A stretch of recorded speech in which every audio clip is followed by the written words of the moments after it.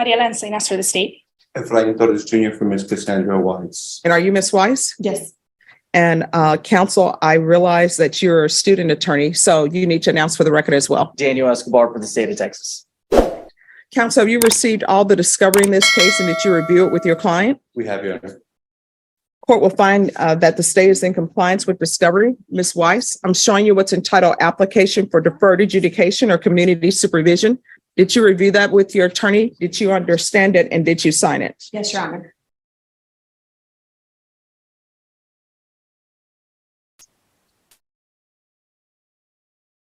And just one moment while I pull the indictment.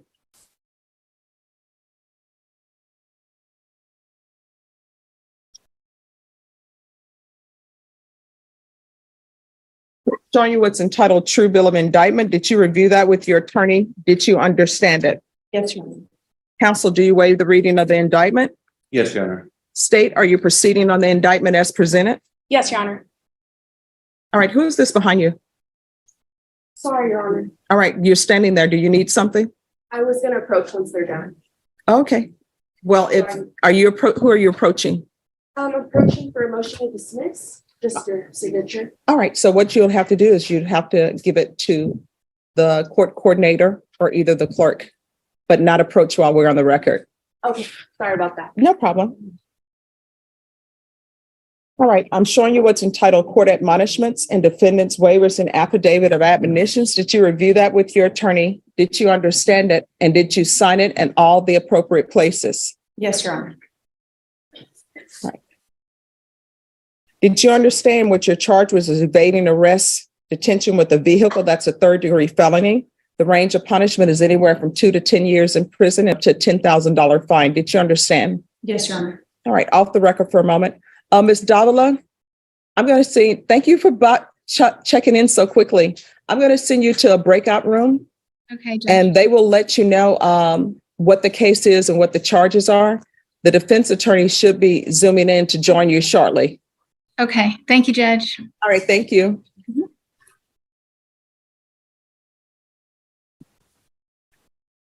All right, we're back on the record. If you have a plea bargain agreement with the state, the court does not have to follow your plea. If for any reason the court does not follow your plea and gives you more than you bargained for, the fact that you entered a plea will be used against you and you will be allowed to withdraw your plea. Did you understand? Yes, Your Honor. Did you understand you have a right to jury trial, a right for you or your attorney to cross-examine and confront any witnesses the state would call in the right to remain silent? Yes, Your Honor. Did you understand by entering this plea bargain agreement, you were giving up those rights? Yes, Your Honor. Did you intend to give up those rights and enter into a plea in this case? Yes, Your Honor. Did you understand that the court would grant your application for deferred adjudication? If for any reason your deferred adjudication were revoked, the court could find you guilty and sentence you up to 10 years in prison and up to $10,000 fine. Did you understand? Yes, Your Counsel, has your client been able to provide you with any defenses? Yes, Your Honor. Do you believe she has a rational as well as a factual understanding of the charges against her? Yes, Your Honor. Do you believe she's currently competent and was legally sane at the time of the offense? Yes. Ms. Weiss, has anyone threatened you, coerced you, or placed you in fear to get you to enter this plea? No, Your Honor. Has anyone promised you anything other than the plea? No, Your Honor. Are you satisfied with the way you've been represented? Yes, Your Honor. Are you a U.S. citizen? Yes, Your Honor. Court will find that defendant has knowingly and voluntarily waived her right to jury trial. Showing you the plea bargain page, did you review that with your attorney? Did you understand it? Yes, Your Honor. According to the plea, there's an $800 fine and the state recommends deferred adjudication. Did you understand that to be the plea? Yes, Your Honor. Defense? Yes, Your Honor. State. Yes, Your Honor. Showing you the paragraph entitled Waiver of Appeal paragraph. Did you review that paragraph with your attorney? Did you understand it? Did you sign it in both places? Yes, Your Honor. Did you understand by signing that you're waiving your right to appeal? The only items that can be appealed are written pretrial motions that have been filed, heard, and ruled upon by the court. Did you understand? Yes, Your Honor. Counsel, are there being such motions? No, Your Honor. Next, I'm showing you outside the plea bargain agreement. State is requesting that your deferred adjudication be for a term of 2 years. There be 150 hours community service restitution and the annual management course. Did you understand those are recommendations from the state and the court does not have to follow those recommendations? Yes, Your Honor. Then to the offenses charged, how do you plead? Guilty, not guilty, or no contest? No contest. State, any evidence to support the defendant's plea? Yes, Your Honor. State offers State Exhibit 1 in all attachments. Any objections? No objection, Your Honor. Ms. Weiss, I'm showing you what's entitled Waiver and Consent to Stipulation of Testimony and Stipulations. Did you review that document with your attorney? Did you understand it? Did you sign it in all the appropriate places? Yes, Your Honor. And states you may be excused to continue to confer. Thank you, Judge. Again, did you understand you have a right to jury trial, a right for you or your attorney to cross-examine and confront any witnesses the state would call in the right to remain silent? Yes, Your Honor. Did you understand that today the state will be presenting evidence in the form of witnesses' statements and police reports, but most importantly, there will be no live testimony? Did you understand? Yes, Your Honor. Court will find that defendant has knowingly and voluntarily waived and consented to stipulation of testimony and stipulations. Court will accept into evidence States Exhibits 1 and attachments and review the same. All right, after reviewing States Exhibits 1 and attachments, the court will find there's sufficient evidence to find you guilty. Court will defer finding of guilt as you apply for deferred adjudication. Are you asking to waive PSI? Yes, Your Honor. Anything you wish to say on behalf of your client? Judge, Ms. Rice, did do a lot of things, beforehand in order to get to the point where she's at now in regards to this offer, Judge. She is, ready to move forward and she takes full responsibility for what she did. And she just asked the court that you could please follow the agreement. All right, do you have any children? Yeah. What are their ages? 6 and 15. Are you employed? Yes, ma'am. What do you do? I'm a sales and catering manager for a hotel.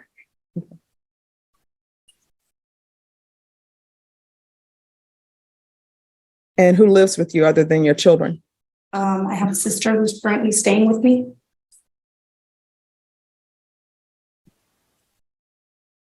When's the last time you used alcohol? A couple of months ago. You want to explain to me, why did this incident happen? I had received some really bad news and I was panicking, trying to get to where I was going. I was having anxiety, and I was just trying to get to my house. But how does that translate into you kicking an officer with steel-toed boots? Judge, in regards to that, there was a situation where she's experienced trying to figure out how to put this. At a young age, she experienced some things done to her by males. At that point, when she was already experienced some, she was basically she just experienced bad situations with males. The person who was handling her at that time was a male at the jail, Judge. She reacted poorly based on her past experiences with males. And so that did occur. She did write apology letters to the officers, Judge, which we provided to the state. And so that's what ended up happening there. She just had a flashback to her past experiences as a young child. Okay, all right, off the record for one moment. Ms. Ferguson, is the attorney for that client going to be on Zoom, because Ms. Davila is waiting for them in the breakout room? Yeah, she asked me if it was gonna be private. So, yeah, so put you in a breakout room. Yes. So they're waiting for her. And the last I saw, I think she went into one of the back rooms. All right, thank you. All right, we're back on the record. So is there any criminal charges as a result of the kicking of the officer? No, yeah. All right. Have you addressed those issues with anyone before? With a therapist or anything of that nature? I've done counseling before, when I was younger, not as an adult. All right, do you need counseling? I mean, it appears that you may do, but I mean, it's completely up to you. I'm not going to force anyone to do counseling for past trauma if they don't want it, but it would probably be to your benefit. Yes, sure. Okay. All right, this is what the court is going to do. There's an $800 fine that will be probated. 2 years deferred adjudication. 150 hours of community service restitution. Parenting classes. Once she completes parenting classes, her community service hours will be satisfied. We're going to do an anger management course.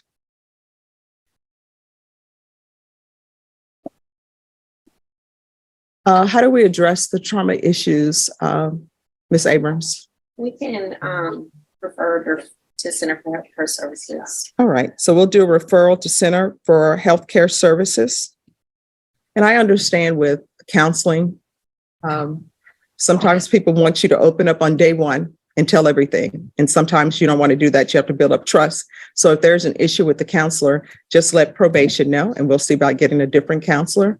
Or if there are issues and you feel like they're not being addressed, just come back to court. We're here Monday through Friday. Okay. Thank you, Your Honor. I'm going to want regular reporting by Zoom or in person. And I'm sorry, just one moment. She's signed in as iPhone. All right, so we're back on the record. Regular reporting by Zoom or in person. Probation, I'm going to want field visits one time per month for 2 months. If everything is going well and you feel that there are no issues, then probation can discontinue it or do field visits as they see fit. And the field visits can go towards her regular reporting. All right, are there any marijuana or alcohol issues with you? No, Your Honor. All right, regular UAs or the patch? And probation, if you can see if she can perhaps be matched with a female probation officer. All right, probation, is there anything else she needs? Proof of employment, Your Honor. Yes, thank you. Proof of employment within 15 days. There's to be no employment as a home health care provider or minors. Anything else, probation? Oh, Your Honor. Is there anything else you need from the court to be successful? No, Your Honor. All right, next I'm going to show you what's entitled Trial Court Certification of Defendant's Rights to Appeal. Did you review that with your attorney? Did you understand it and did you sign it? Yes, Your Honor. Because this is a plea bargaining agreement. Hi. Learned my lesson. Okay, thank you. That's a long stretch, right?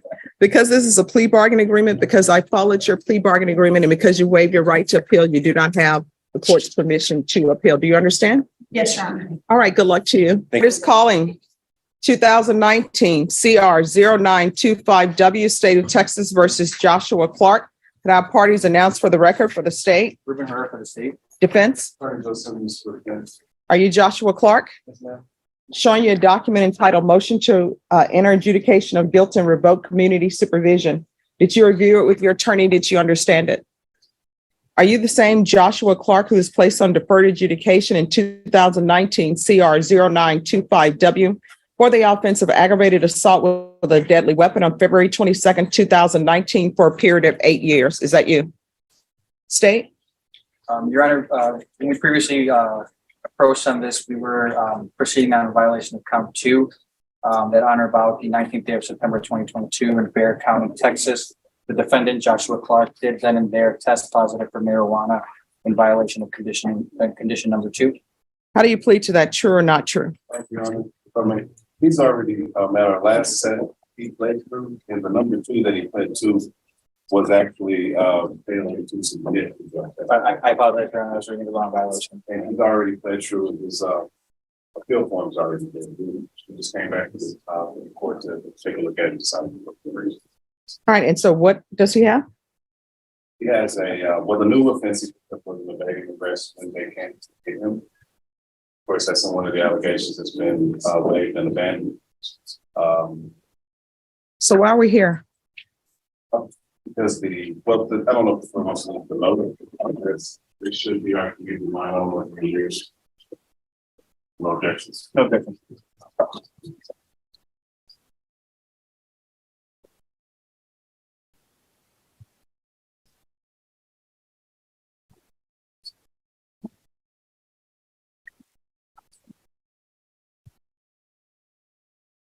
Thank you.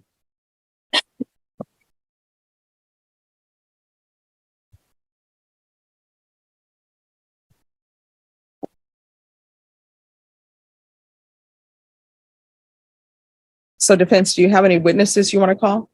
No, Your Honor. Okay. All right.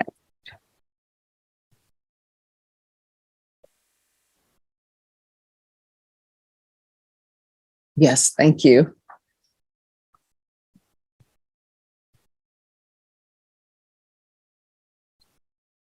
Just sorry. Okay, all right, I'll hear argument. State.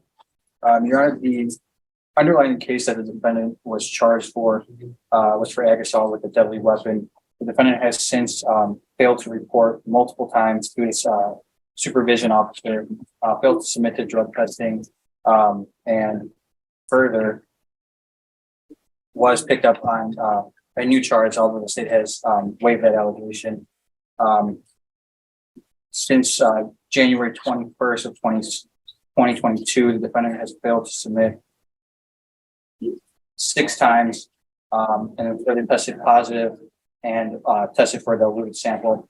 The defendant has been given a chance to comply with the conditions that he agreed to when he was first granted to the deferred adjudication.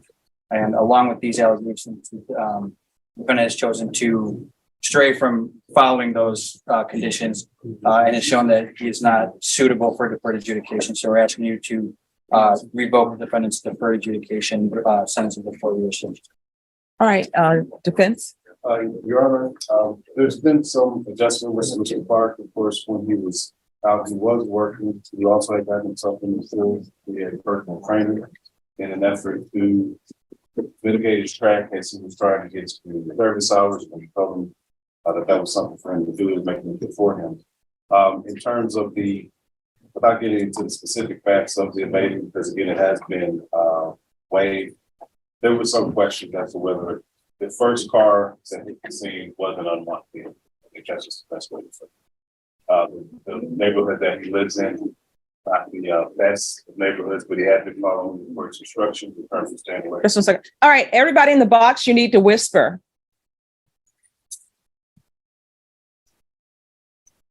I'm being patient. I have patience in my pocket, but I have an issue understanding why is it that there is no chatter when we're off the record, but the minute we go on the record, then everybody moves with the purpose to start chattering and approaching the court coordinator. So if we cannot whisper, then we cannot talk in the box. You may continue. In terms of the job that he had, one of the issues with the testing was important to notice that it's random testing. So there'd be times where he'd have to leave his job to go down there. It's been explained to him and he fully understands how moving forward, that's just not going to work. That the fact that he's at work and he feels like he can't leave. He wants to keep a job, we're admonished him or getting one. But it's been explained to him and he understands now that if he has to go test, he has to go test, and he may have to just find a different job that's going to be more compatible with those applications of the probation. In terms of testing first has been in for a while, he would be able to test, but he would be able to pass a drug test today. He's in school, he is working, he's putting forth what I believe is the best effort that he knows to put forward, but he knows to do a better job. And so we would ask the court to consider continuing him on his deferred adjudication, or in the alternative, if the court is inclined to convict him, to continue him on probation with the conviction. All right, so Mr. Clark, here's the issue.